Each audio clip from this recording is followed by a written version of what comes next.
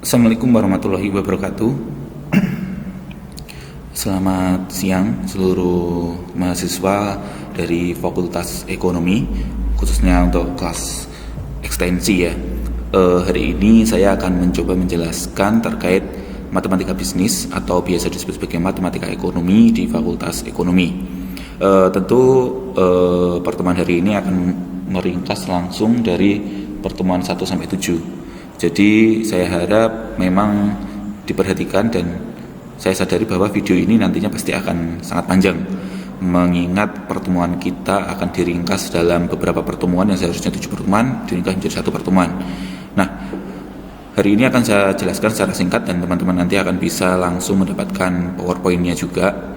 Jadi saya harap nanti ketika melihat video ini kalian juga bisa sekalian membaca materinya untuk lebih memfahamkan diri tentang apa yang sebenarnya saya sampaikan. Baik, yang pertama langsung aja saya masuk di slide yang pertama, manfaat mata kuliah. Yang pertama, alat untuk menyederhanakan penyajian dan pemahaman masalah. Kemudian konsep matematika kini dapat menjadi alat analisis yang penting dalam ilmu ekonomi. Kemudian yang ketiga, untuk memperoleh pemahaman yang komprehensif tentang matematika ekonomi yang dapat digunakan dalam aplikasi pekerjaan.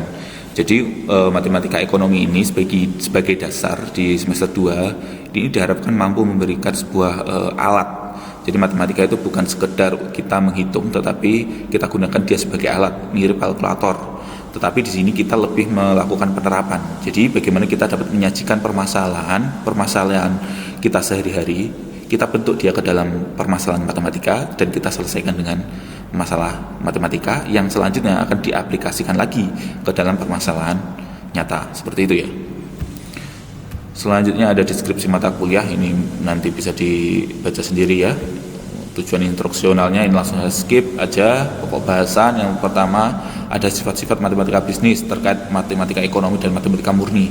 Jadi dasar dari matematika ekonomi itu adalah matematika murni.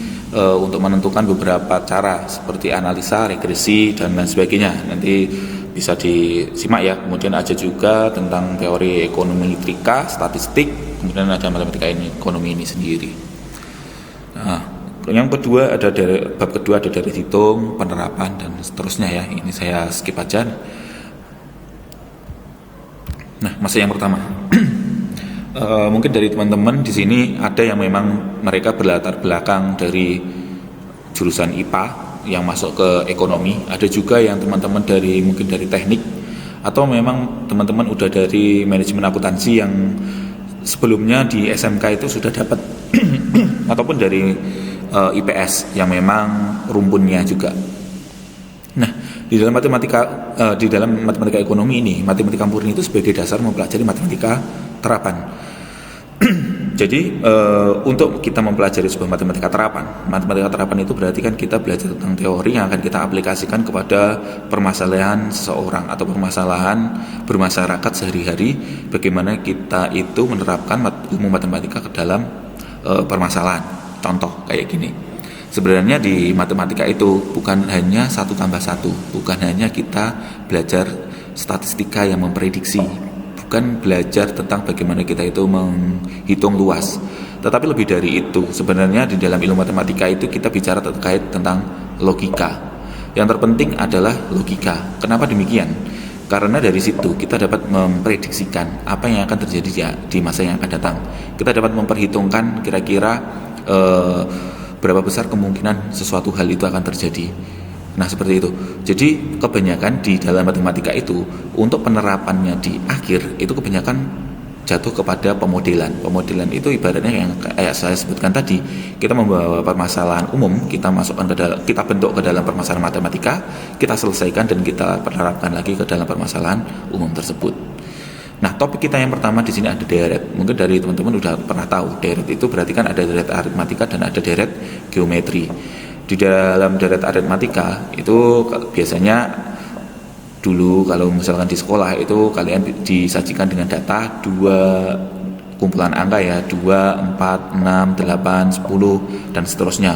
Selisihnya 2, 2, 2, 2, 2. Kemudian ada yang disebut sebagai deret geometri. Kalau deret geometri itu selisihnya itu memiliki pola juga sama seperti deret aritmatika, tetapi lebih berbeda. Misalkan yang pertama 2 ke 4, habis itu 4 ke 8. Nah, yang pertama tadi tambah 2, yang kedua tadi tambahnya 4, habis itu tambahnya harusnya 6, berarti 8 tambah 6, 12, dan seterusnya. Itu disebut sebagai deret matematika.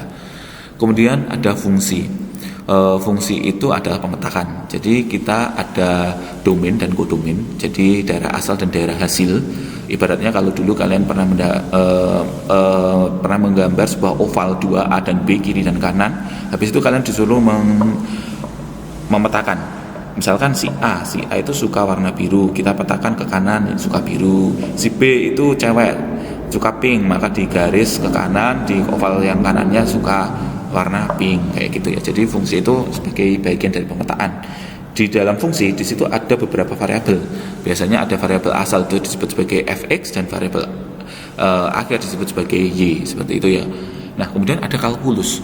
Kalkulus di situ adalah dasar dari matematika terapan.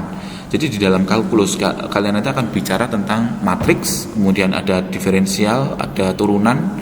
Diferensial itu turunan tadi, ada anti turunan yang disebut sebagai integral.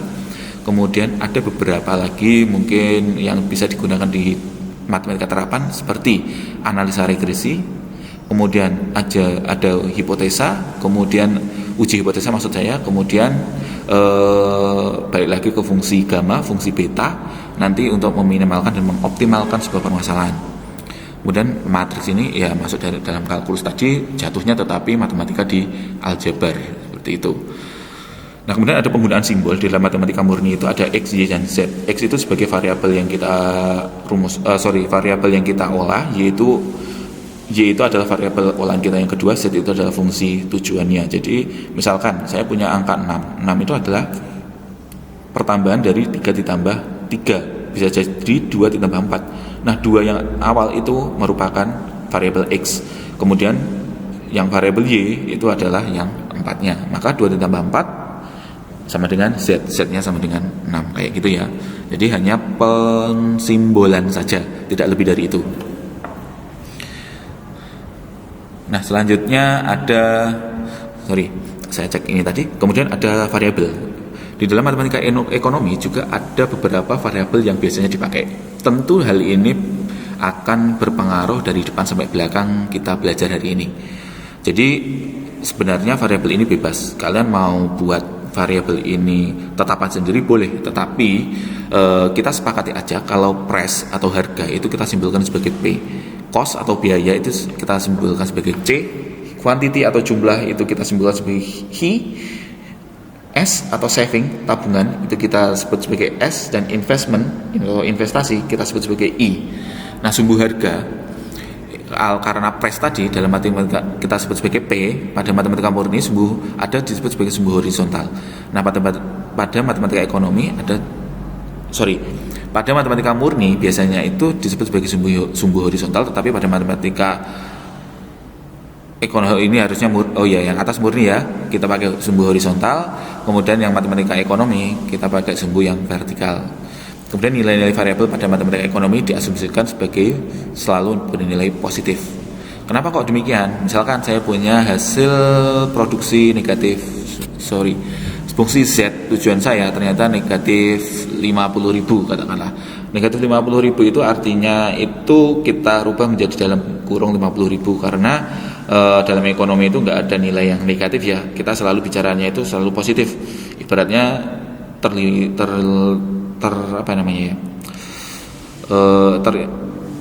kalau kita bicara hutang gitu ya, berarti negatif 60.000 berarti kita masukkan ke hutang. Jadi hutangnya 50.000, positif 50.000, bukan nilainya negatif 50.000 kayak gitu ya. Kemudian ada teori ekonomi. Ini mungkin bisa dibaca dulu ya, karena teori ini sekedar kayak persetujuan aja. Banyak buku itu juga berbeda juga sih sebenarnya. Mau kita pakai variabel-variabelnya itu bebas sebenarnya. Di teori ekonomi ada di matematika ekonomi, hubungan dalam bentuk matematika berupa fungsi X. Fungsi contohnya Q sama dengan F itu untuk menunjukkan P, dan berupa persamaan linier Q sama dengan A min B P. Parameter B bernilai negatif menunjukkan hubungan Q dan P adalah terbalik atau negatif, dan seterusnya ya. Mungkin bisa dibaca sendiri ini. Saya lanjut. Ya, jadi yang pertama tadi hanya sebagian dari definisi aja. Kita lanjut ke bab yang kedua, masuk deret. Nah, definisi yang deret. Deret adalah rangkaian bilangan yang tersusun secara teratur dan memenuhi kaidah-kaidah tertentu. Bilangan-bilangan yang merupakan unsur yang membentuk sebuah deret dinamakan suku. Kemudian keteraturan kerangkaian bilangan yang membentuk sebuah deret terlihat pada pola perubahan bilangan-bilangan tersebut dari satu suku ke suku berikutnya.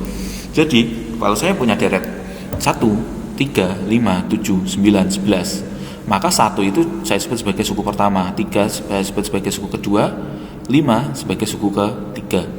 Dari situ saya mempunyai keteraturan rangkaian. 1 kedua saya memiliki B atau beda saya sebagai 2. Dan selanjutnya 3 ke 5 beda 2 lagi. Kayak gitu ya definisinya.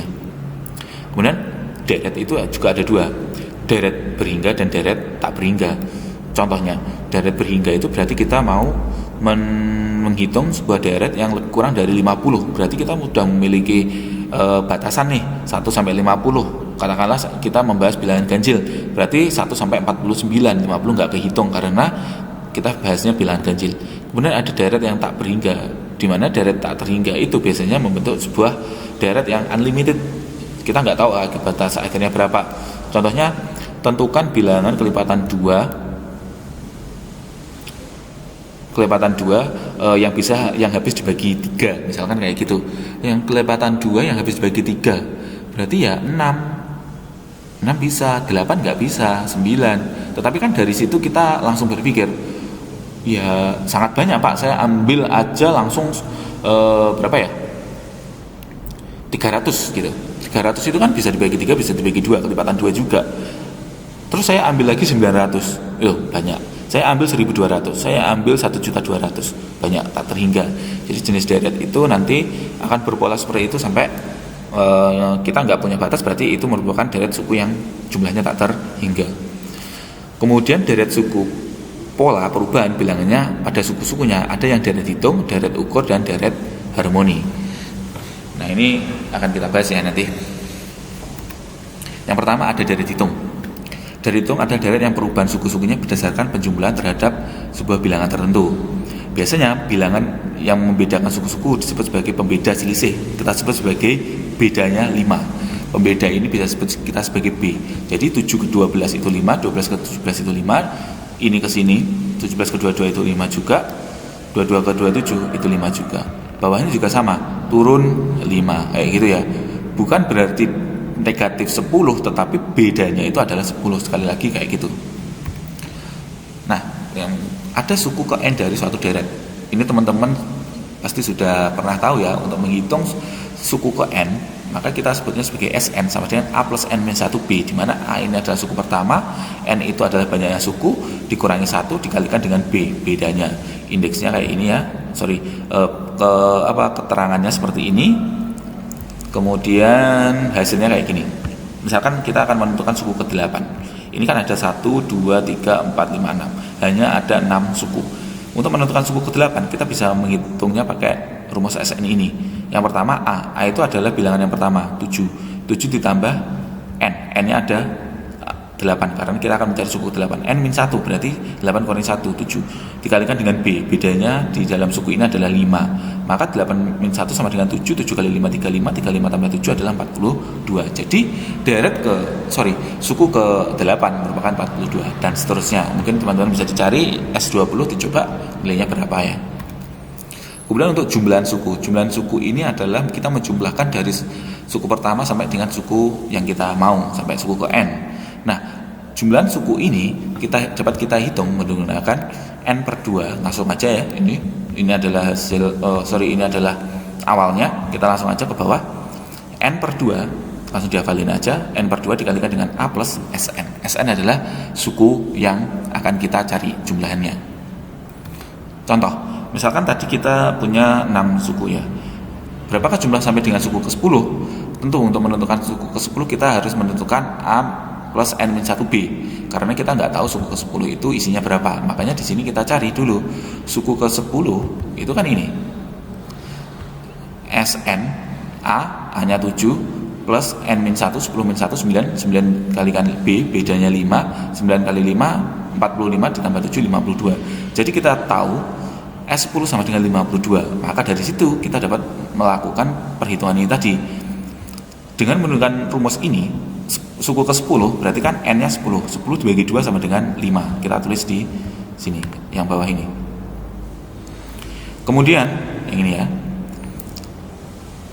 A kita tetap 7 plus SN. SN kita berarti S ke-10. S ke-10 adalah 52. Maka tinggal kita hitung aja. 7 plus 52 dikalikan dengan 5 sama dengan 295. Kayak gitu ya. Kemudian yang kedua coba teman-teman hitung. Kemudian yang kedua ada deret ukur. Nah, berbeda dengan deret yang pertama. Deret ukur adalah deret yang perubahan suku-sukunya berdasarkan perkalian terhadap bilangan tertentu. Contohnya, di sini A-nya adalah 5. Suku keduanya adalah pengganda 2 kali. Berarti 2 kali dari suku sebelumnya. Yang awalnya 5 jadi 10, yang awalnya 10 jadi 20, dan seterusnya. Kemudian yang bawahnya penggandanya 0,5. 0,5 itu kan setengah. Berarti setengah itu setengahnya. Yang pertamanya 512 dibagi 2 256. Dibagi 2 128, dibagi 2 64, dibagi 2 32, bagi 2 16. Jadi deret ukur itu gitu ya, perkaliannya. Kalau tadi kan perbedaannya, jumlah sukunya kan deret hitung tadi. Kalau deret ukur itu adalah perkalian penggadaannya berapa kali dari suku sebelumnya. Nah, rumus untuk menentukan deret ukur di sini adalah SN sukunya sama dengan AP pangkat N-1, di mana suku pertama A sebagai suku pertama, P adalah penggandanya, N-1 adalah indeks sukunya. Kita mau ke suku keberapa dikurangi 1. Tetap sebenarnya kita pakai A N-1, tapi bedanya di sini nggak ada B. Kita pakai P karena kita bicara deret ukur. Di dalam deret ukur itu berarti kita pakai P. Beda dengan si B tadi di deret hitung. Kayak gitu. Jadi kita mau menentukan suku ke-8 nih. Ini kan 1, 2, 3, 4, 5, 6. Berarti ya untuk menentukan suku ke-8 caranya gimana? Ya gampang aja. Caranya kan tinggal A-nya adalah 5, P-nya adalah 2, pangkat N-1, 8 dikurangi 1 sama dengan 7. Berarti 5 kali 2, ini nanti isinya 5, gitu kan? 5 kali 2 pangkat 7, sama dengan, dihitung sendiri ya, 2 pangkat 7 berapa dikalikan dengan 5. Jadi hasilnya itu merupakan suku ke-8 dari deret ukur. Untuk S10 dari deret ini bisa dicoba sendiri ya. Nah, kemudian menentukan jumlah suku. Jumlah suku deret ukur sampai dengan suku tertentu adalah jumlah nilai suku-sukunya dari suku pertama S1 atau A sampai dengan suku ke N atau kita sebut sebagai SN. Nah, kalau yang awal tadi kan N dibagi 2 dikalikan dengan A plus SN. Nah, yang sekarang ini rumusnya beda dikit. Jumlah dari suku ke N dari deret apa nih tadi ya? Deret ukur ya, deret ukur itu adalah A dikalikan dengan pembeda pangkat N-1. P-nya ini kita pangkatkan dulu baru dikurangi 1 gitu ya. Oh enggak. Ini harusnya di atas ya. P pangkat N-1 dibagi P-1 kayak gitu ya. Contoh. Untuk menentukan jumlah deret sampai ke 10, maka di sini ini berarti betul ya. Saya nggak terlalu terlihat ini, saya besarkan dikit. Oke, jadi kok ada bloknya. Nah, jadi A-nya ini adalah suku pertama, P pangkat N dikurangi 1. Jadi P-nya itu dipangkatkan dulu sebanyak suku yang akan dihitung, baru dikurangi 1 dibagi dengan P-1. Nah, contohnya ini. Untuk menentukan J10 atau jumlah dari suku 1 sampai dengan suku ke-10 dari deret hitung ini tadi, berarti 5 dikalikan 2 pangkat 10 dikurangi 1 dibagi dengan 2-1 atau sama dengan 5,115 gitu ya. Ini dihitung biasa ya, 2 pangkat 10, mungkin pakai kalkulator bisa ya, 2 kali 2 kali 2 kali 2 kali 2 kali 2 sampai 10 kali, baru dikurangi 1 dikalikan dengan 5 dibagi dengan 1. Nah, tentu cara ini berlaku secara global ya. Jadi semua permasalahan yang merupakan deret ukur dapat dihitung jumlahnya dengan formula ini. Nah, ini kemudian ada latihannya. Mungkin teman-teman ada tugasnya juga, teman-teman nanti bisa dikerjakan sendiri ya. Untuk latihan UAS saya ambil dari soal-soalnya dari sini untuk kelas ekstensinya. Nah, kemudian Bab ketiga, kita masuk penerapan deret dalam ekonomi.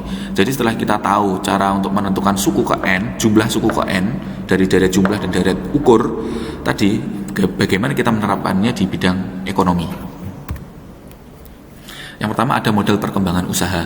Jadi jika variabel berpola atau bertambah secara konstan dari satu periode ke periode selanjutnya, di sini kita bisa tahu hal ini sangat mempengaruhi perkembangan usaha. Contohnya gini, kalau ada sebuah barang, misalkan kalian itu toko baju, di dalam toko baju itu kardigan itu, misalkan ini kita bicara baju ya, kardigan itu nilai jualnya itu ternyata semakin tinggi. Dari bulan pertama, bulan kedua, bulan ketiga itu selalu memiliki eksponensial naik tinggi.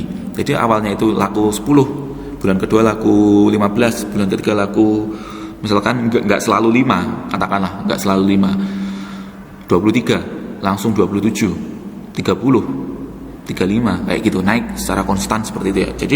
Jadi dia itu naik terus. Tetapi hal dari sini kita tahu akan rata-rata kenaikannya itu berapa. Nah, rata-rata kenaikan itu kita jadikan sebagai beda, kayak gitu. Kemudian produksi, biaya, pendapatan, penggunaan tenaga kerja dan penanaman modal dan sebagainya itu merupakan variabel penentunya.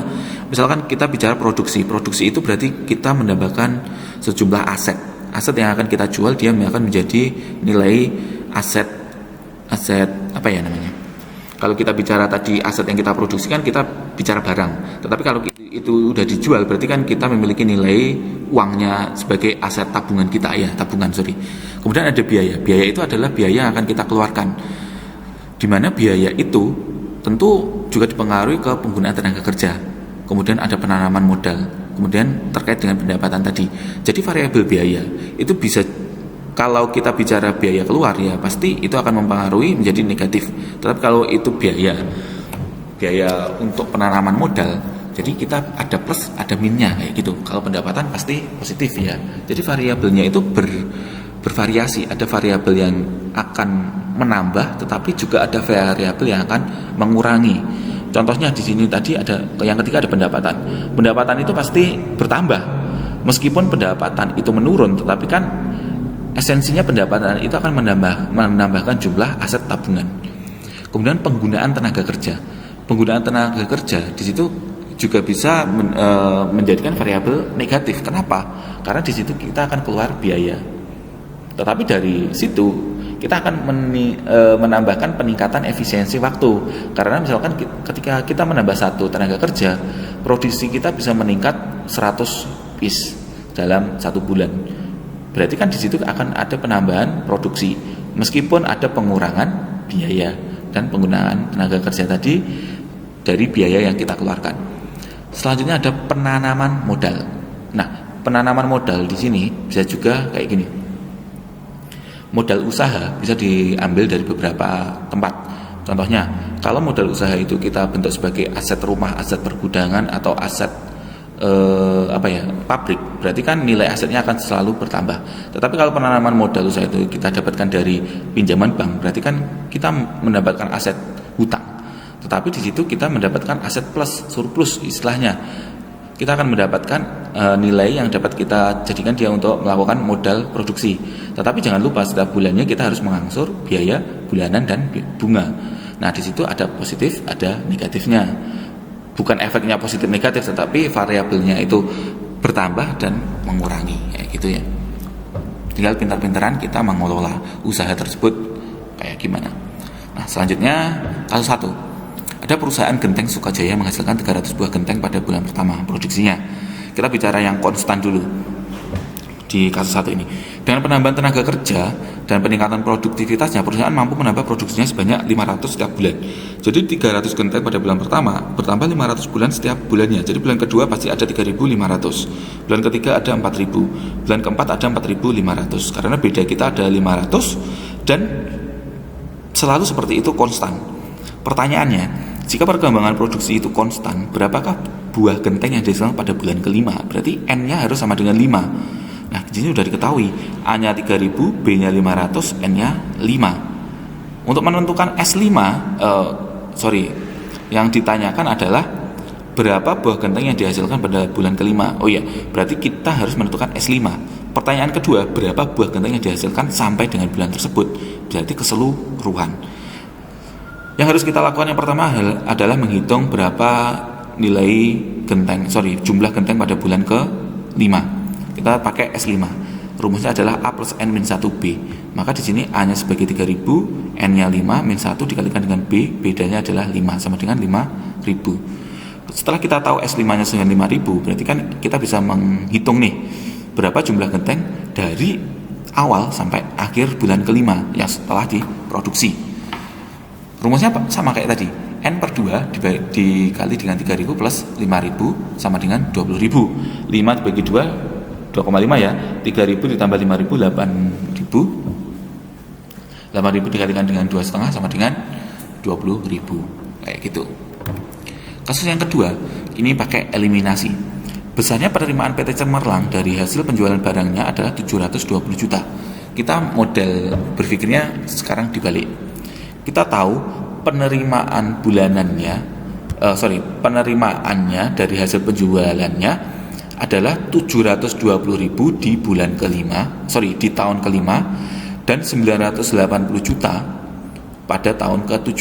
Jadi S5 sama dengan 720, S7-nya 980.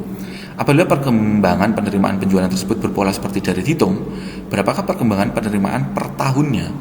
Per tahunnya berarti kita harus menentukan A-nya dulu. Berapakah besarnya penerimaan pada tahun pertama dan pada tahun keberapa penerimaannya sebesar 460 juta. Nah, kita harus menentukan A-nya dulu yang pertama. Yang pertama tadi berapa perkembangan penerimaannya per tahun. Perkembangan berarti selisih ya. Misalkan awalnya 2, tahun ke-2 jadi 4, berarti perkembangannya 2. Berarti di sini kita mencari B. B-nya berapa, kemudian tahun pertama, penerimaan tahun pertama berarti A-nya berapa, kemudian pada tahun berapa penerimaannya 460 juta. Kita memprediksi 460 juta itu akan terjadi di tahun keberapa. Jawabnya di sini adalah dalam jutaan ya. Kita tahu S7 sama dengan 980, S5 sama dengan 720. Nah, S7 itu kan kita dapatkan dari rumus formula A plus N min 1B, di mana N-nya sama dengan 7. 7 dikurangi 1 sama dengan 6. Berarti A plus 6B harus sama dengan 980. Yang kedua, S5 itu kan nilainya 720. 720 ini kan tetap aja pakai perhitungan A plus N min 1B. A ditambahkan N-nya itu 5 dikurangi 1 sama dengan 4, B sama dengan 720. Maka di sini kita dapat eliminasi. Kita hilangkan A-nya. A-nya hilang, ketemu 6 dikurangi 4 sama dengan 2, 2B. 980 dikurangi 720 sama dengan 260. Yang ini ya. Kemudian 260 ini sama dengan 2B, berarti B-nya saja berarti 260 dibagi 2 atau sama dengan 130. Jadi di sini kita tahu perkembangan usahanya setiap tahun itu akan meningkat sebanyak 130 juta.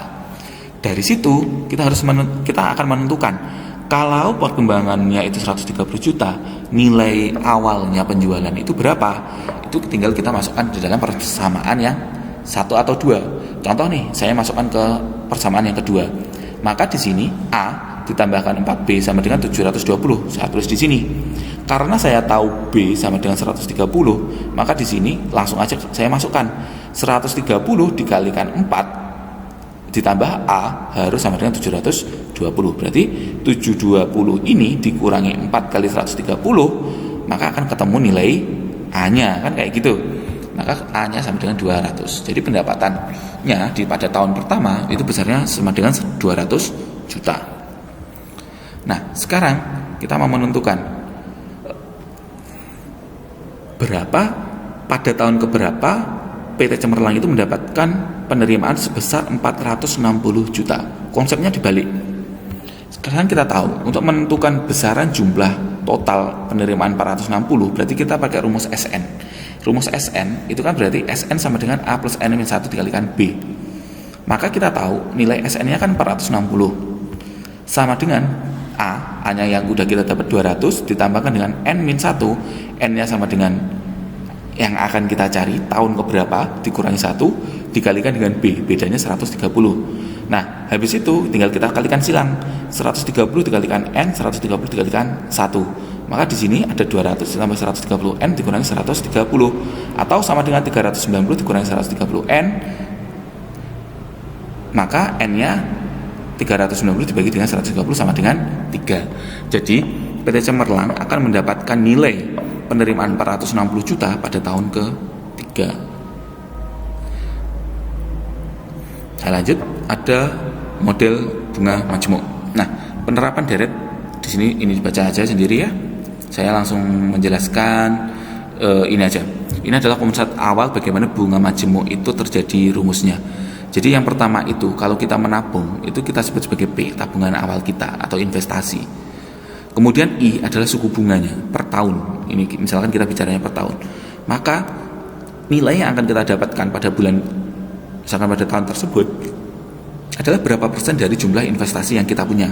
Kalau kita punya 1 juta pada tahun pertama dengan bunga investasinya itu adalah 10%, maka 1 juta saya di tahun setelah 1 tahun akan menjadi berapa? Ya tinggal 1 juta dikalikan dengan 10% atau 100 ribu. Maka uang saya 100 ribu ditambahkan dengan nilai investasi awal. Jadi P-nya investasi awal, PI-nya adalah nilai investasi yang nilai bunga yang kita dapatkan, kayak gitu. Nah, hal ini dapat kita ringkas. P dikalikan dengan 1 plus I. Kenapa demikian? Karena P dikalikan 1 sama dengan balik lagi ke P dikalikan I adalah PI-nya ini. Maka akan balik lagi kayak gitu. Jadi kita tahu tahun pertama kita akan mendapatkan P dikalikan dengan 1 plus I. Nah, tahun kedua gimana? Tahun kedua ya tinggal aja nilai investasi kita ini. Jadi di sini ya nilai investasi kita ini dikalikan dengan suku bunga investasinya. Kita sebut sebagai I lagi. Maka di situ kita akan mendapatkan nilai tambahan bunga yang akan kita dapatkan di tahun kedua. Tinggal kita tambahkan ke dalam ditambahkan ke dalam investasi pada tahun kedua yang udah kita punya tadi di awal ini, gitu kan? Udah kita awal ini. Maka di situ kita punya ini adalah uang kita pada tahun kedua. Ini adalah penjumlahan suku bunga yang kita dapatkan pada tahun kedua. Maka dari situ terbentuklah seperti ini. Kalau kita sederhanakan, P dikalikan 1 P dikalikan I PI, P dikalikan 1 P1 ya, P aja ya.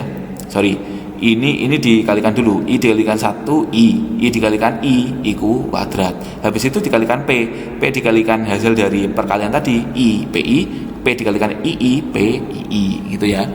Kemudian setelah semuanya terbentuk P, maka P itu dapat kita keluarkan ke kiri.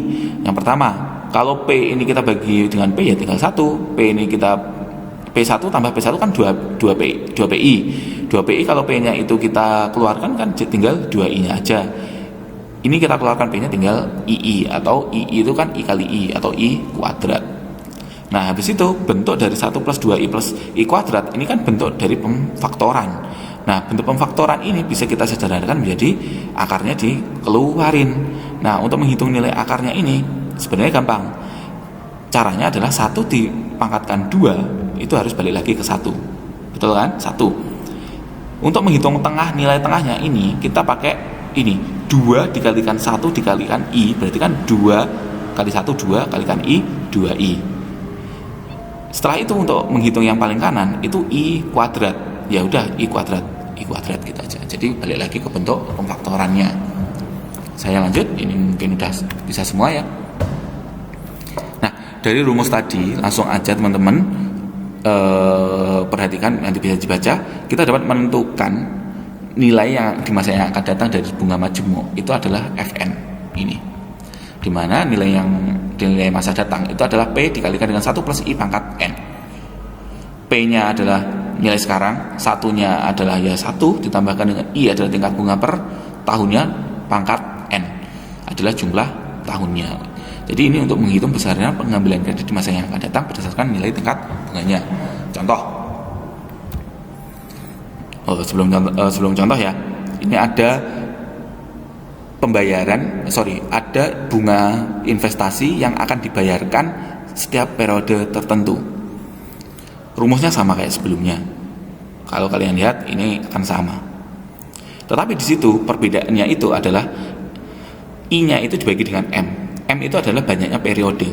Contoh di sini misalkan saya punya tahunan. Tahunan itu biasanya kita bayarnya semesteran. Maka M di sini kita isi dengan 2. Maka pangkatnya juga N dikalikan dengan M. M-nya adalah 2. Tinggal berapa tahun kita akan mau hitung.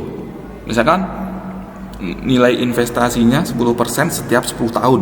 Berarti di sini 10% dibagi dengan 2, pangkatnya 10 karena menunjukkan 10 tahun. 10% setiap 10 tahun berarti dikalikan dengan N, dikalikan dengan M, dikalikan 2, berarti pangkatnya adalah 20. Kayak gitu. Jadi itu tadi ya. Untuk ini nilai yang akan datang, ini nilai yang akan datang jika dibagi periode. Kemudian ini untuk menghitung nilai P, present value. Present value itu untuk menghitung ini P-nya yang di sini. Sebenarnya ini itu tinggal dibolak-balik aja ya. Ini kan sama dengan contohnya kayak gini. Misalkan saya bicara yang awal aja.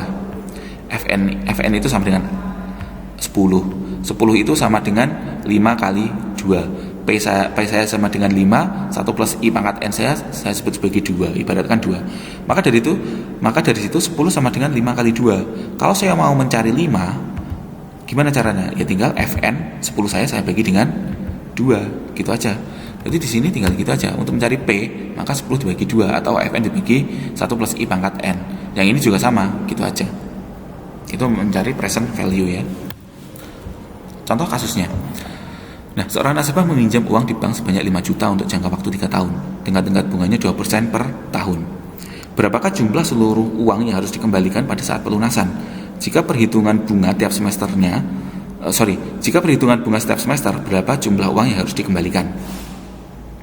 Jadi pertanyaannya ada 2. Yang pertama, dia akan meminta keseluruhan. Yang kedua, dia akan meminta bunganya setiap semester. Selisihnya banyak enggak? Mari kita hitung. Diketahui P-nya 5 juta atau nilai investasinya 5 juta. Banyaknya N-nya 3 tahun, kemudian tingkat suku bunganya adalah 2%. Maka dari situ kita bisa menghitung dengan P plus I, P dikalikan 1 plus I pangkat N. Nah, P-nya adalah 5 juta dikalikan dengan 1 ditambah 0,02 pangkat 3.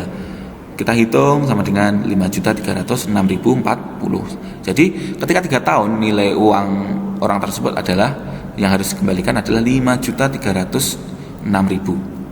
Bagaimana jika bunga itu berlaku setiap semester? Nah, maka dari situ karena ini 3 tahun, maka di situ akan dibagi dengan 6. Bagi kan 1 tahun bagi 2, ya kan? Karena bayarnya semesteran. Maka di sini F3 saya adalah 5 juta dikalikan dengan 1 plus 0,01, kita dapat dari 0,02 dibagi dengan 2 karena kita bagi dengan tiap semester itu kan 2. Tetapi kan di sini ada pangkatnya nanti akan 6 gitu kan, karena tadi 3 tahun dikalikan dengan 2 semester, maka dari situ kita tahu pangkatnya adalah 6 ini.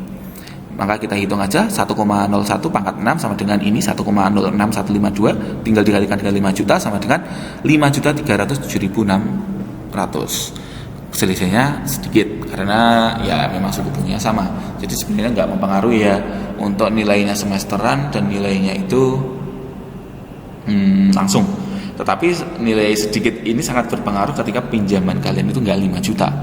Bahkan kalau PT-PT gede itu kan debiturnya itu bisa sampai 10 M kayak gitu, pinjamannya itu. Jadi sangat berpengaruh kalau dia itu ngambil bunganya itu secara langsung atau secara semester. Tetapi tentu kalau secara semester itu lebih meringankan cicilannya daripada yang penuh. Kasus keempat ini sama aja untuk menentukan nilai P, present value-nya tinggal dibalik aja. Yang awalnya yang tabungan akhirnya itu 532.400.000 dengan tahunnya itu 3 dan suku bunganya itu 10%. Berapakah sebenarnya nilai uang si mahasiswa tersebut di awal? Ya P-nya sama dengan 532.400 dibagi dengan 1 plus 0,1 pangkat 3. Kalian hitung aja pakai kalkulator boleh, karena ini kita bicara bisnis ya, nggak mungkin kita nggak pakai kalkulator, apalagi nggak pakai Excel. Sama dengan 400.000. Jadi orang tersebut memiliki uang 400.000, mahasiswa tersebut. Setelah itu ditabung dengan suku bunganya 10% nilai investasinya selama 3 tahun. maka akan bertambah menjadi Rp532.400. Nah, saya lanjutkan ke model pertambahan penduduk. Di model pertumbuhan penduduk, di sini sebenarnya model pertumbuhan itu sangat banyak dipengaruhi faktornya. Bisa jadi dari tingkat kesejahteraan, itu sebagai variabel penentu. Kemudian angka pernikahan, angka kayak ya masuk kesejahteraan sih sebenarnya. Pertumbuhan perekonomian itu juga masuk kesejahteraan juga. Kemudian dari wilayah negaranya, negara tersebut memang sedang, kalau misalkan kita tahu di Rusia sekarang perang kayak gitu ya, biasanya tingkat pertumbuhan penduduknya juga sedikit karena mereka akan pergi berperang kayak gitu, tugas seperti itu ya. Kita lihat beberapa faktornya itu sangat banyak. Tetapi dari teori Malthus ini sudah dikemas, sudah dicoba dari si Malthus ini, bagaimana dia memperhitungkan tingkat pertumbuhan itu secara rata, secara minnya gimana, berpolanya. Itu pakai rumus PT, jadi jumlah penduduk pada tahun ke T itu sama dengan P1 R pangkat T-1, di mana R itu adalah 1 per R. R kecil itu adalah persentase pertumbuhannya per tahun. Persentase pertumbuhan per tahun itu kan bisa kita dapatkan dari time series ke belakang. Contohnya kalau ini tahun 2022, 2012 kemarin berapa toh penduduk Indonesia? 13 berapa toh? 14 berapa? 15 berapa? 16 berapa? 17 berapa? Sampai ke tahun 2021. Maka di tahun 2022 kita bisa terprediksi dari pertumbuhan penduduk mundur selama 10 tahun. Kemudian P1 di sini adalah jumlah penduduk pada tahun pertama atau kita sebut sebagai tahun basisnya. Nah, tahun pertama ini kita bisa hitung, kalau tadi saya bicaranya tahun 10 tahun ke belakang, berarti 2012 sebagai tahun basis saya. Kemudian jumlah penduduk pada tahun ke T, PT yang akan kita ramalkan ya. T-nya adalah indeks waktu berapa tahun, itu tadi. Contohnya di sini penduduk suatu kota bertambah 1 juta jiwa pada tahun 1991. Nah, tingkat pertumbuhannya adalah 4% per tahun. Hitunglah jumlah penduduk kota tersebut pada tahun 2006. Kemudian jika mulai tahun 2006 pertumbuhannya menurun menjadi 2,5%, berapa jumlahnya 11 tahun kemudian? Nah, dari situ kita tahu P1 saya adalah 1 juta. Karena jumlah suatu kota pada tahun 91 sebagai basis kita, basis tahunnya adalah 1 juta. R-nya adalah 0,04. Persentase pertumbuhan penduduknya adalah 4%. Jadi R besar adalah 1 plus R kecil atau 1,04. Maka dari situ kita dapat menentukan tingkat pertumbuhan penduduknya pada tahun 2006. Berarti kan 91 ke 2006 itu 15 tahun ya. Berapa penduduknya yang awalnya 1 juta? Maka di situ kita tinggal aja 1 juta dikalikan dengan 1,04 pangkat 15 atau sama dengan 1.800.943 juta jiwa. Nah, tetapi pada tahun 2006 itu mengalami penurunan 2,5%. Berapa jumlahnya 11 tahun kemudian? Nah, P11 berarti kan kita bicara 10 tahun ke depan. Maka dari nilai 1.800.943 ini kita kalikan dengan persentase kenaikan, yaitu 2,5% atau 0,25%, kita tambahkan 1 karena R besar, 1,025% pangkat 10, maka jadinya 2.305.359. Ini harusnya ada 9 ya, jiwa. Jadi udah naik 2.300.000 sekian jiwa. Mungkin ini teman-teman coba hitung sendiri ya. Semoga sangat bisa dipahami, karena memang PPT-nya ini sudah saya perhitungkan agar mudah dipahami untuk belajar di rumah ya. Nah, setelah itu kita bisa menggunakan log. Untuk menghitung log itu sebenarnya teman-teman juga nggak perlu ribet, karena yang kita hitung dari tadi bisa menggunakan alat bantu hitung. Nah, untuk perhitungan sebagai log itu kayak gini. Untuk pangkat 10 itu, contoh nih, 1.800.943 juta itu dikalikan 1,025, 1 plus R pangkat 10. Nah, dari situ kita rubah ke bentuk log. Maka log P11 sama dengan harus log kiri sama dengan log kanan. Log kiri sama dengan log kanan. Nah, tetapi ini kan perkalian. Perkalian itu kalau di dalam log bisa kita rubah menjadi bentuk penjumlahan. Karena perkalian itu adalah penjumlahan yang berulang. Kita lihat, ini kan pangkat 10, berarti kan penjumlahan yang berulang juga, kalikan 10. Jadi kita turunkan 10 log 1,025. Nah, karena log kiri, log kanan sudah imbang, maka di sini kita langsung bisa menghitung lognya. Log 1.800.000 sekian itu sama dengan ini. 10 kali log 1,025 itu sama dengan ini, ya kan? Nah, setelah itu log P11 sama dengan ini tambah ini, ketemunya ini 6,362738. Kita inverskan sekarang. Kalau log P11 sama dengan ini, P11-nya aja sama dengan berapa? Nah, ini sebenarnya tinggal gini aja. Ini saya kasih teks ya bawahnya. Di sini. Ini 10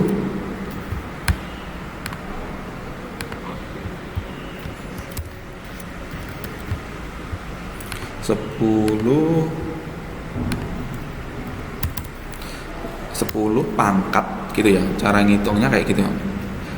Kalau di PDF itu nggak ada pangkat. Oh, ada ini ya. 10 pangkat 6,362738. Nah, ini nanti hasil dari ini itu nanti pasti sama dengan yang ini. Ini cara ngitungnya kayak gitu ya. Jadi 10 pangkat 6, ini nilai lognya sama dengan ketemu P11-nya.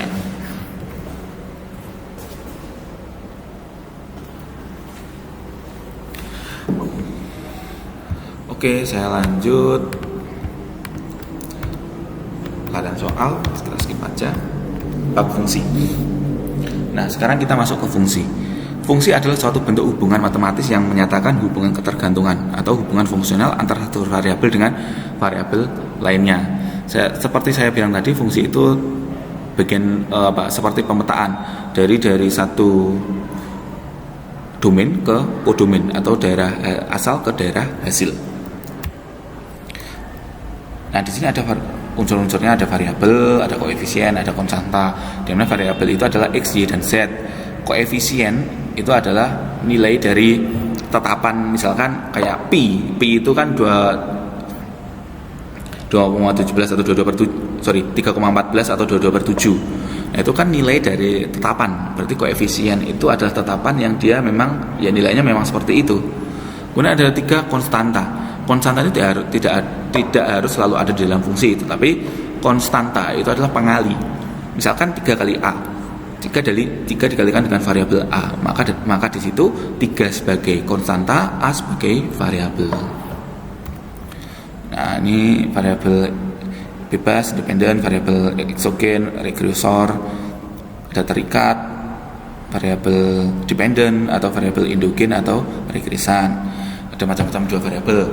Biasanya orang-orang itu sebutnya ada yang variabel bebas dan terikat, ada variabel independen dan dependen, atau yang lebih ekstrim lagi kalau mereka udah levelnya itu profesor gitu ya, bilangnya itu variabel eksogen dan endogen. Ada yang regresor dan regresan. Jadi tergantung siapa mereka, biasanya begitu. Dan tingkat kebutuhannya juga. Mungkin kalau kita di S1 kita pakai aja variabel dependen dan independen atau bebas dan terikat, kita aja ya. Karena kalau pakai variabel eksogen dan endogen, regresor dan regresan itu tergantung dari apa yang akan kita bahas juga sebenarnya. Jadi cukup di situ aja. Konstanta, koefisien, ini contohnya. Kemudian ini dibaca sendiri aja ya. Kemudian ada sistem koordinat, ada kuadran 1, 2, 3, dan 4. Ini udah pernah ya. Jadi kuadran 1 itu pojok kanan, kuadran 2 itu pojok kiri. Jadi kalau kalian tahu kenapa nilai di sini selalu positif ya, karena A, X, Y-nya positif. Yang di sini kan nilai X-nya negatif tetapi Y-nya adalah positif. Kalau di sini kan negatif semua. Kalau yang di kuadran 4 itu adalah X-nya itu ikut yang ini positif, Y-nya itu yang turun, Y-nya adalah negatif. Kemudian ada macam-macam fungsi. Di sini bentuknya fungsi itu Y sama dengan A plus BX plus C dan seterusnya kayak gitu ya. Yang pertama ada fungsi konstan. Berarti konstan itu kalau kita bicara laju ya tetap stabil. Kemudian ada yang linear. Linear itu linear naik atau linear turun kayak gitu. Jadi slope-nya atau bentuk grafisnya itu bisa miring. Kemudian yang ada kuadratik, semua bentuk fungsi kuadrat yang misalkan x kuadrat, y kuadrat, z kuadrat, x pangkat 3, x pangkat 5 itu bentuknya selalu case-nya itu berbentuk parabola. Entah itu parabolanya nanti langsung melingkar atau bolak-balik atau enggak beraturan, tetapi untuk yang bentuk kuadrat atau pangkat 3, pangkat 4, pangkat 5 itu selalu bentuknya itu parabola. Nah, kemudian ada disebut sebagai titik maksimum. Ya, teman-teman pasti tentu tahu ya, titik maksimum itu adalah titik puncak tertinggi sebelum dia mengalami penurunan. Ada yang disebut sebagai titik belok.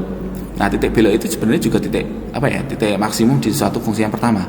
Nah, kalau kita lihat di sini dari ungu ke titik yang pertama itu berbeda dengan ungu ke titik yang kedua. Jadi di sini kita sudah mendapatkan fungsi yang berbeda.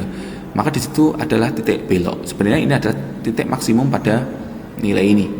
Tentu hal ini kita lihatnya dari kuadran 1 aja. Kita nggak tahu di kuadran 2-nya gimana.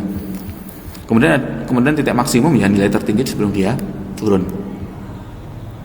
Nah, grafik yang bawahnya ini titik maksimumnya ada di sini ya. Kemudian ada titik minimum. Nah, titik minimum.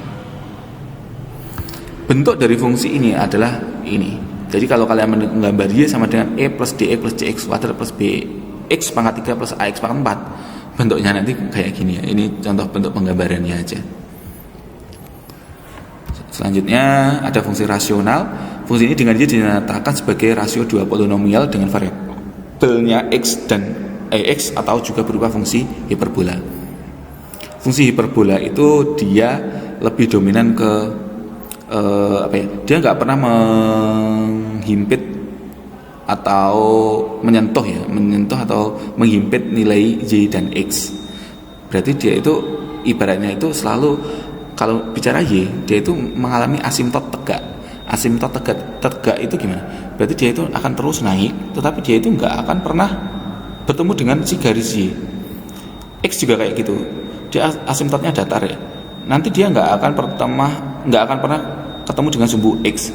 Selalu nilainya itu 0,00000 sekian yang dia akan menuju nilai si x.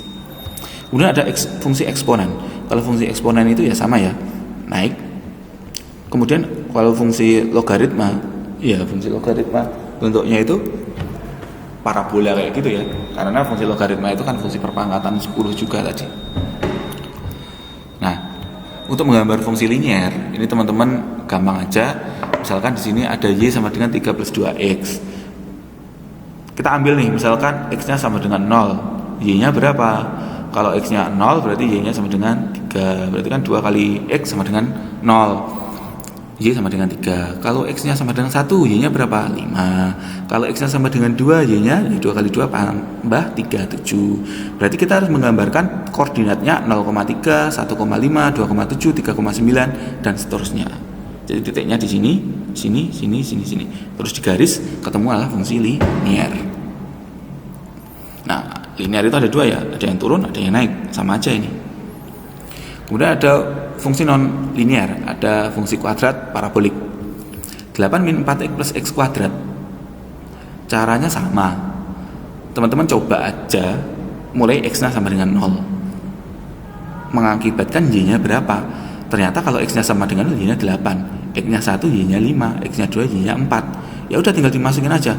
Kalau x-nya 0, y-nya 8. Kalau x-nya 1, y-nya 5. Kalau x-nya 2, y-nya 4. Kalau x-nya 3, y-nya 5. Kalau x-nya 4, y-nya balik lagi ke 8. Nah, ini adalah ciri-ciri fungsi yang kuadrat. Karena dia itu bentuknya kurva, pasti nanti akan ada nilai x yang berbeda tetapi ada nilai y yang sama. Atau juga bisa berbalik, ada nilai y yang berbeda tetapi nilai x-nya sama. Kemudian ini ada fungsi kubik, ya pangkat 3 ya, kubik, maksudnya pangkat 3 itu kan kubik. Bentuknya kayak gini, caranya sama aja, pakai aja nilainya mulai dari 0 boleh, ini dimulai dari min 1, kita lihat min 1 itu hasilnya berapa, 3, 0 min 2, kalau digambarkan kayak gini. Oke, saya lanjutkan. Jadi ini tadi untuk penggambaran fungsinya ya. Kemudian penerapan ekonomi fungsi linear. Ini bab ke-5 sampai 7 ya. Yang pertama ada yang disebut sebagai fungsi permintaan. Nah, fungsi permintaan ini bisa dibaca ya. Untuk bentuk umumnya fungsi permintaan biasanya itu kita sebut sebagai Hi. Hi sama dengan A plus A min B dikalikan dengan P, atau P sama dengan A per B dikurangi 1 per B dikalikan dengan Hi. Nah, ini dicatat ya. Hi adalah fungsi permintaannya ya. Nah, kurva fungsi permintaan itu adalah kurva linear. Variabel P dan variabel Q mempunyai tanda yang berlawanan atau mencerminkan hukum permintaan, di mana kita lihat ini Q-nya adalah fungsi permintaan ya, P-nya adalah penawarannya. Jadi ketika permintaan dan penawaran itu kan berbanding terbalik kayak gitu kan, maka di situ kurvanya akan juga mencerminkan berlawanan kayak gini. Maka Q sama dengan A min B P, dimana kalau kita tahu penawarnya stoknya kayak gini, hukum ekonomi ya, kalau stoknya itu sedikit pasti permintaannya itu banyak, berarti kan penawarannya nggak ada karena stoknya sedikit. Kalau kita menawarkan stoknya itu banyak, Q-nya itu banyak, misalkan 1 juta minyak untuk 1 desa, banyak toh, permintaannya mana? Nggak ada kan, permintaannya juga akan semakin sedikit. Maka dari situ fungsi permintaan dan fungsi penawaran Q dan P itu selalu terbalik atau berlawanan kayak gitu. Nah, dalam bentuk persamaan di atas lihat bahwa variabel P price harga dan variabel Q kuantiti jumlah mempunyai tanda yang berlawanan. Ini mencerminkan hukum permintaan. Seperti yang saya sebutkan tadi, yaitu apabila harga naik jumlah yang diminta akan berkurang, dan apabila harga turun jumlah yang diminta akan bertambah. Tentu hal ini juga nggak selalu terkait dengan jumlah. Nggak terkait selalu dengan harga, tetapi dengan jumlah. Nah, tadi kalau ada fungsi permintaan, selanjutnya ada fungsi penawaran, mirip ya, bisa dibaca sendiri. Untuk kurva penawaran selalu naik. Variabel P dan Q mempunyai tanda yang sama mencerminkan hukum penawaran. Q sama dengan min A plus BP, dimana jika ini ya, nilai dari permintaannya itu semakin naik, penawarannya itu juga semakin naik. Ini terkait dengan fungsi penawaran. Nah, dalam bentuk persamaan di atas lihat bahwa variabel P price dan harga quantity mempunyai tanda yang sama, yaitu sama-sama positif. Ini mencerminkan hukum penawaran, yaitu apabila harganya naik, jumlah yang ditawarkan juga akan bertambah. Apabila harganya turun, jumlah yang ditawarkan akan berkurang. Sama seperti berbeda dengan yang sebelumnya tadi, saling keterbalikan fungsi permintaan dan fungsi penawaran. Nah, dari situ kita harus mau menentukan keseimbangan pasar, di mana QD harus sama dengan QS. Pasar suatu macam barang dikatakan berada dalam keseimbangan bila jumlah barang yang diminta di pasar sama dengan jumlah yang ditawarkan. Dalam matematika, di sini QD atau penawaran demand itu sama dengan penawaran supply-nya. Jadi supply and demand-nya sama. Akan terjadi keseimbangan pasar di mana kita menentukan titik potongnya. Jadi kita tahu fungsi penawarannya, kita tahu dengan fungsi permintaannya. Maka di sini kita ketemu E. E adalah titik potong. Berarti E adalah titik keseimbangan. QD sama dengan QS. Maka di situ karena QD sama dengan QS, maka titik tengahnya akan di sini dia menentukan titik keseimbangan pasarnya, jumlahnya itu berapa tuh sebenarnya. Jadi kita nggak boleh lonjak. Jadi ketika kita berjualan, jangan sampai kita itu menimbulkan resiko ke kita sendiri. Kalau barang kita itu banyak, orang nggak akan nyari. Kalau barang kita itu dikit, orang memang membeli, tetapi nilai keuntungan kita gimana? Pasti sedikit juga. Jadi cara kita untuk menentukan strateginya gimana? Kita harus mencari keseimbangan pasar. Maka di situ kalian bisa tahu ya. Kadang itu kalau kalian yang suka beli di marketplace Tokped itu atau Shopee, mungkin Bukalapak, itu ada sebuah brand yang dia itu hanya menentukan, misalkan dia itu brand sepatu, dia itu hanya buat sepatu itu segini sekian. Habis itu ngeluarin lagi sekian, karena dia tahu keseimbangan pasar. brand itu akan selalu dinanti. Setelah itu stok itu akan selalu kuantitinya habis.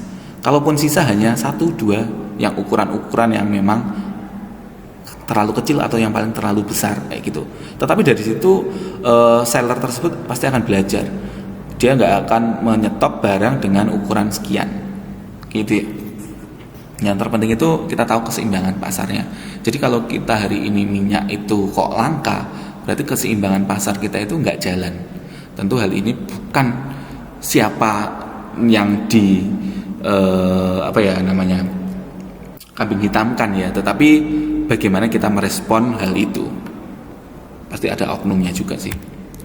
Nah, contoh soal fungsi permintaan ditunjukkan oleh persamaan QD sama dengan 10 min 5P dan fungsi penawaran QS sama dengan min 4 plus 9P. Berapakah harga dan jumlah keseimbangan yang tercipta di pasar? Kemudian yang B tunjukkan secara geometri. Yang pertama, keseimbangan pasar. Tentu dari fungsi kiri sama fungsi supply and demand harus sama. Maka dari sini fungsi yang kiri harus sama dengan fungsi yang kanan. Dari situ kita bisa rubah ya, bisa pindah tempat ya. Ruas kiri ke ruas kanan, nilai yang variabel yang sama 9P saya pindah ke kiri. Ini biar sama kayak yang bawahnya. Ini yang min 5P saya pindah ke kanan menjadi plus 5P. Min 4 saya pindah ke kiri jadi plus 4P. Nah, habisnya kan 14 sama dengan 14P atau 14P sama dengan 14 atau P-nya sama dengan 1. Berarti PE-nya sama dengan 1. Dari situ kita masukkan lagi ke fungsi awalnya. Hi-nya sama dengan 10 min 5P. Berarti Hi-nya sama dengan 5 aja. Kenapa? Karena 5 dikali 1 5, 10 dikurangi 5 sama dengan 5. Berarti Hi-E, nilai Hi keseimbangan pasarnya itu adalah 5,1, di mana satunya ini adalah kita tahu titik koordinatnya kalau akan kita gambarkan. Nah, selanjutnya 5,1 berarti secara geometri kita bisa menunjukkan di sini 5,1. Yang tadi kan fungsi yang pertama Hi-D sama dengan 10 min 5P. Kalau digambarkan bentuknya kayak gini. Hi-S min 4 plus 9P bentuknya kayak gini. Maka akan terjadi keseimbangan pasar di titik sini. Itu ya, berarti kita bacanya Hi-nya 5, P-nya 1. Jadi setiap dari penawaran 5 terbeli Hi-nya itu kan penawaran, P-nya adalah permintaan. Iya nggak? Kebalik nggak kita tadi? Kebalik ya saya.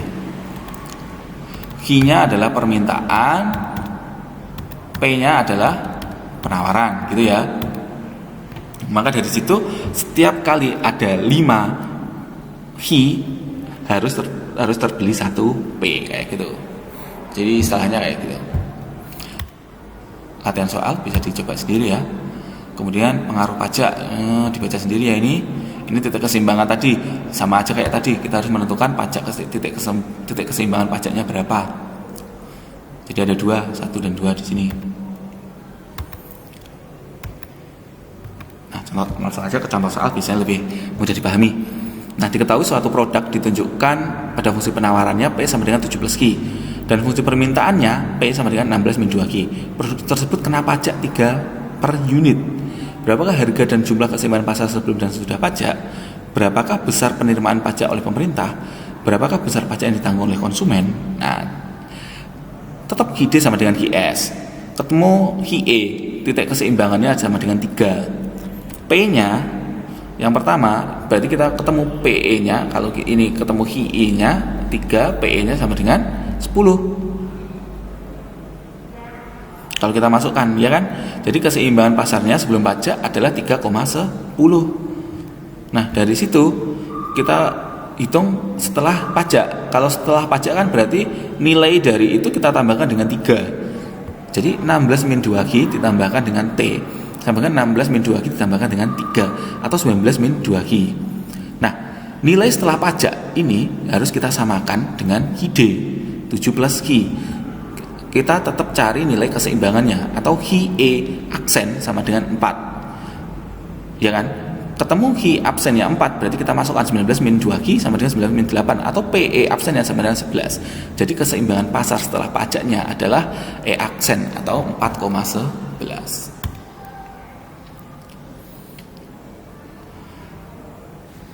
Nah, sekarang besarnya penerimaan pajak oleh pemerintah 12%. 12%. Ini kan kita hitung dari T tadi. T-nya kita dapatkan 3, Hi E aksennya 4, berarti sama dengan, untuk menghitung T besar sama dengan 12. T besar itu menunjukkan besarnya penerimaan pajak oleh pemerintah. Kemudian pajak yang ditanggung konsumen itu TK, T konsumen, itu didapat dari PE aksen dikurangi PE, atau sama dengan 11 min 10 sama dengan 1. TP adalah yang ditanggung produsen pajaknya, T min TK sama dengan 3 min 1 sama dengan 2, gitu ya. Tinggal dikurang-kurangi, dikalikan seperti biasa, gitu aja. Nah, sekarang kita belajar pengaruh subsidi terhadap keseimbangan. Jadi subsidi yang diberikan atas produksi penjualan suatu barang menyebabkan harga jual tersebut menjadi lebih murah. Pasti kan kayak gitu. Pertanyaannya kan timbul jadi kayak gini. Jika produk dikenakan subsidi S per unit, maka akan terjadi penurunan harga sehingga keseimbangan pasar atas produksi tersebut akan bergeser juga. Jika sebelum pajak persamaan penawarannya adalah P sama dengan A plus BG, maka sesudah pajak A plus BG dikurangi dengan S. S-nya adalah merupakan subsidi. Ini kita bicara pertama aja ya. Kemarin pertama berapa? 8.700 ya. Hampir 9.000, katakanlah 9.000, sekarang 12,5. Berarti kan itu subsidinya hilang. Berarti secara nggak langsung keseimbangan pasarnya yang beli itu kan hilang, otomatis kan kayak gitu. Teman-teman mungkin ada yang memang suka beli BBM yang non subsidi, tetapi dari situ mayoritas penduduk khususnya di Tulungagung juga ya, di situ kan Pertamax itu harganya makin tinggi, di mana UMR Tulungagung itu kan masih rendah daripada kota-kota lain. Untuk penyetaraan harga yang sama seperti itu dan mobilitas yang kita misalkan rumah kita itu Besuki Tanggung Gunung untuk ke kota itu kan masih menggunakan akses sampai 30 km, belum ada jalan tol, belum ada akses yang jalur khusus ganjil genap kayak di Jakarta kan seperti itu. Jadi lebih ke pemborosan kan sebenarnya, tetapi lebih efisien di mobil atau di kendaraan bermotor lainnya. Nah, di situ keseimbangan pasarnya akan berubah. Yang awalnya mungkin ada 5 juta orang yang memakai Pertamax, ketika kenaikan ini tinggal setengahnya, bahkan nggak ada setengah seperti itu. Jadi keseimbangan pasarnya itu juga turun. Nah, keseimbangan ini sama dengan yang pajak tadi. Kita harus menentukan HIE di mana titik equilibrium atau titik keseimbangan ini terjadi. Ini baca sendiri ya penjelasannya. Nah, kemudian ada 3 tetap yang subsidi yang akan dinikmati setiap konsumen, produsen, dan pemerintah. Yang pertama, subsidi yang dinikmati oleh konsumen yaitu SK subsidi konsumen, berarti yang dinikmati PE dikurangi PE aksen. Yang dinikmati produsen SP sama dengan S min SK. Yang harus dibayarkan pemerintah ini fatalnya sama dengan S dikalikan dengan HIE aksen, makin banyak ya. Contoh soalnya, kalau kita bicara komoditas dicerminkan dengan HID sama dengan 12 min 2P, sedangkan penawarannya HIS sama dengan min 4 plus 2P, pemerintah memberikan subsidi Rp2 untuk setiap unit barang. Berapakah jumlah dan harga keseimbangan sebelum subsidi? Kemudian berapa jumlah harga keseimbangan sesudah subsidi? Berapa bagian dari subsidi untuk konsumen dan produsen? Berapa subsidi yang diberikan oleh pemerintah? Kita hitung dulu nilai HID dan HIS harus equilibrium, seimbang. HID sama dengan HIS.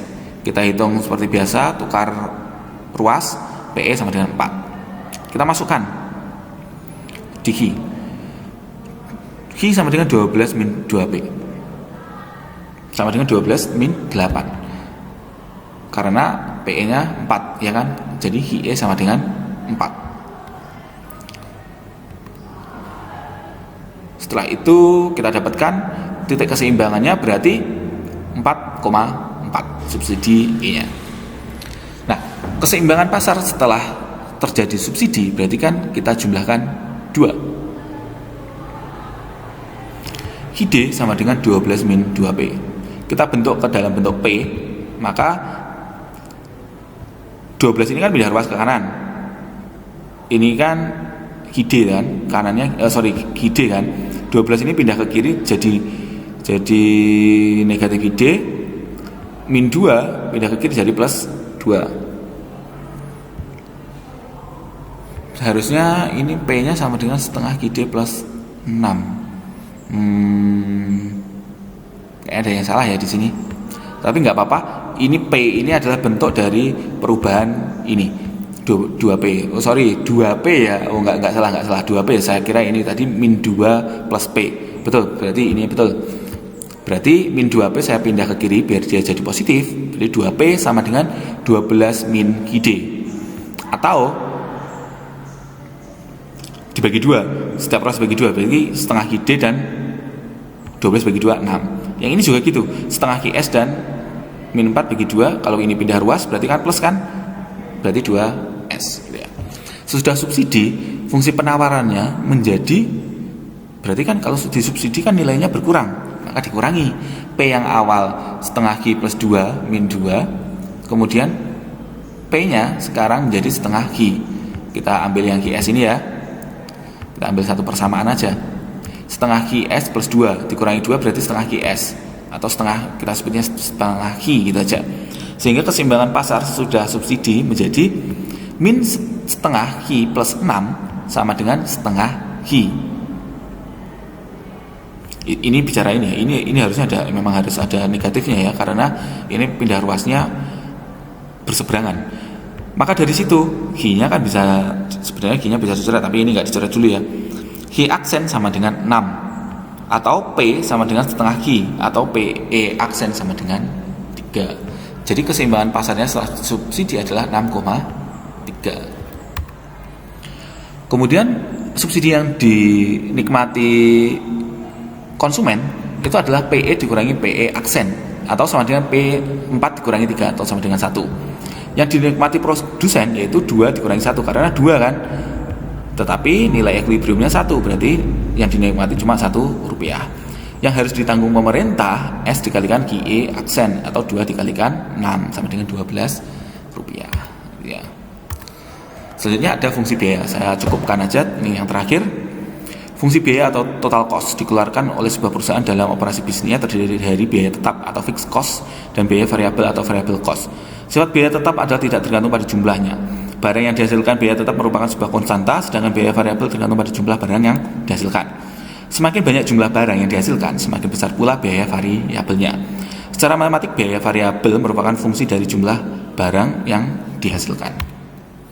Bentuk umumnya di sini adalah FC sama dengan K, VC sama dengan F dikali Q sama dengan VQ, C sama dengan G dikalikan Q sama dengan FC plus VC sama dengan K dikalikan dengan VQ-nya. Ini persamaan umumnya. Nah, kurva dari fungsi biaya itu seperti ini. C yaitu biaya total itu adalah K konstanta dikalikan dengan VQ, atau lereng kurvanya dikalikan dengan Q-nya.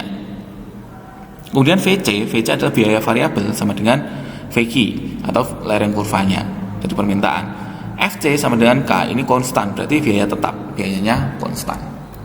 Contoh soal, biaya tetap yang dikeluarkan oleh sebuah perusahaan sebesar 20.000, sedangkan biaya variabelnya ditunjukkan oleh persamaan VC sama dengan 100 Q. Tunjukkan persamaan dan kurva biaya totalnya.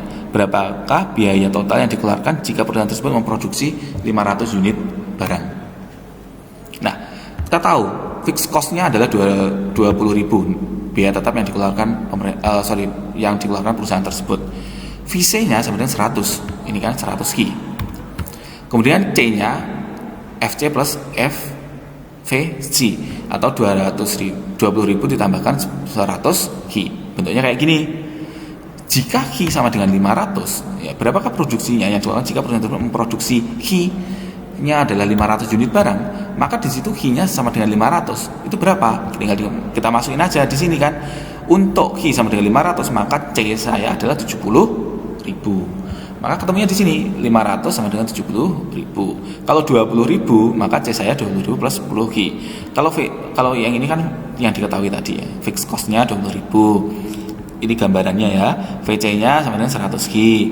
Jika 20.000, maka C sama dengan 20.000 plus 100 Q. Jika kita menggunakan 500 barang, maka terjadilah 70.000. Sekarang kurva penerimaan total. Keterangan penerimaan total R sama dengan VQ. Contoh, harga jual produk yang dihasilkan oleh sebuah perusahaan itu adalah Rp200 per unit.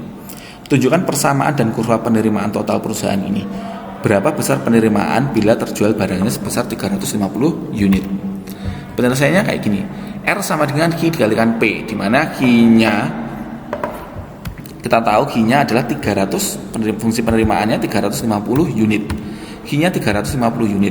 P-nya itu adalah 200. Berarti Q dikalikan 200 sama dengan 200 Q, gitu kan? Karena Q-nya 350 berarti tinggal dikalikan aja 770.000. Berarti untuk penerimaan total 350 unit, perusahaan tersebut mendapatkan income 770.000 rupiah dengan fungsi R-nya sama dengan 200 Q. Kemudian ada analisis peluang pokok. Nah, analisis peluang pokok atau kita sebut sebagai break even point atau kita balik modal ya, suatu konsep yang digunakan untuk menganalisis jumlah minimum agar produksi harus dihasilkan atau terjual agar perusahaan tersebut tidak mengalami kerugian. Biasanya orang-orang bilangnya BEP gitu ya, break even point ya. Keadaan peluang pokok profit 0 atau P sama dengan 0 terjadi apabila R sama dengan C. Perusahaan tidak memperoleh keuntungan tetapi tidak pula menderita kerugian. Nah, secara grafik hal ini ditunjukkan oleh perpotongan antar kurva R dan kurva C. Kita tahu dari sini nolnya adalah vertikal ke atas ya, secara miring. Kemudian C-nya, TPP-nya di sini titiknya P sama dengan 0. Kemudian P lebih besar dari 0. Kemudian nilai P kurang dari 0 itu ada di sini. Contoh, andaikan biaya total yang dikeluarkan perusahaan itu ditunjukkan oleh persamaan C sama dengan 20.000 ditambah 100 Q. Dan penerimaan totalnya R itu adalah 200 Q aja. Pada tingkat produksi berapakah unit perusahaan tersebut mengalami peluang pokok atau BEP? Apa yang terjadi jika perusahaan tersebut memproduksi 150 unit? Jadi pertanyaannya di sini adalah kapan perusahaan tersebut itu memperoleh BEP? Setelah itu, jika perusahaan tersebut hanya memproduksi 150 unit, implikasinya apa? Gitu. Penyelesaiannya, ketika kita ketahui C-nya itu sama dengan 20.000 ditambahkan dengan 100 Q nilai fungsinya, maka R-nya itu sama dengan 200 Q yang diketahui tadi, syarat peluang pokoknya. Itu R harus sama dengan C. Maka nilai ini harus kita samakan. 200 Q sama dengan 20.000 ditambah 100 Q. Jadi Q-nya sama dengan 200. Jadi pada tingkat produksi 200, maka perusahaan tersebut akan memperoleh BEP. Tetapi karena pertanyaannya tadi 150, maka berapa yang harusnya apa yang terjadi ketika perusahaan tersebut hanya memproduksi 150 aja? Ketika P sama dengan R min C atau 200 Q sama dengan 20.000 ditambah 100 Q, atau kita hitung ini ya, sama dengan 100 Q dikurangi 20.000 atau 100 dikali 150 min 200.000, maka ketemunya negatif 5.000. Jadi perusahaan tersebut akan mengalami kerugian sebesar 5.000 rupiah. Gitu aja. Jadi ini tadi kita belajar tentang penerapan fungsi ekonomi fungsi matematika untuk penerapannya di fungsi ekonomi. Saya harap ini nanti dapat disimak teman-teman dalam 1,5 jam materi kita. Mungkin ada kurang lebihnya, saya mohon maaf. Monggo dipelajari dan di-sharingkan dengan teman-teman lainnya, dan apabila ada yang memang belum paham bisa ditanyakan kepada saya. Sekian presentasi saya, penyampaian materi saya. Apabila ada kurang lebihnya saya mohon maaf. Wassalamualaikum warahmatullahi wabarakatuh. Selamat sore, selamat menjalankan ibadah puasa bagi yang menjalankan ya. Terima kasih.